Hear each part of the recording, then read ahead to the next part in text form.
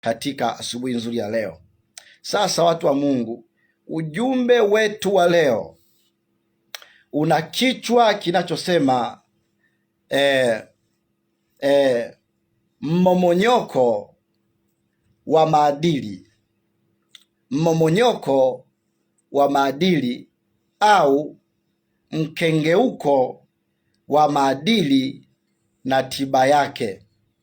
Ndiyo, tarudia tena kichwa chetu cha somo kinachosema kwamba mmomonyoko wa maadili na tiba yake, au mkengeuko wa maadili na tiba yake.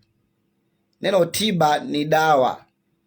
Kwa hiyo ukisikia hivyo, ina maana ni mkengeuko wa maadili, lakini pia tunatoa, Mungu wetu anatupa solution, anatupa tiba, anatupa dawa ya mkengeuko au mmomonyoko wa maadili.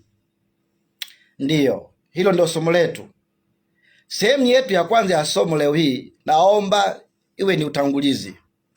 Iwe ni utangulizi ambao unisikize kwa makini sana napokuwa nikikuletea message ambayo imempendeza Mungu wetu leo tuweze kujifunza.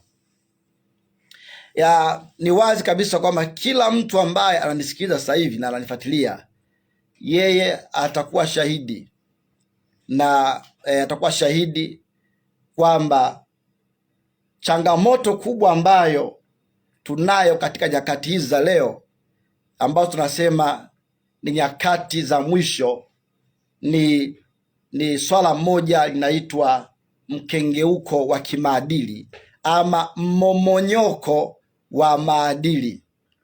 Hiyo ndio changamoto kubwa. Bila shaka wale ambao ni wazazi kama mimi, wazee wangu watakubaliana na mimi kwamba hiyo ni kweli tupu kabisa, kwamba tunakabiliwa na pamoja na changamoto nyingine nyingi ambazo zinatukabili leo hii wanadamu, lakini pia tunakabiliwa sana na hii changamoto ya kimaadili ambayo kwa sasa hivi niseme imeshika hatamu na imekuwa kubwa sana kupita vitu vingine vyote vile kuliko unavyoweza kudhani ama kufikiria.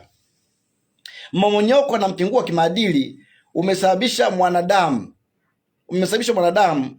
aweze kuupuuza uwepo wa Mungu na kutokutambua au kutokumpa nafasi Mungu kama kiongozi mkuu wa maadili mema.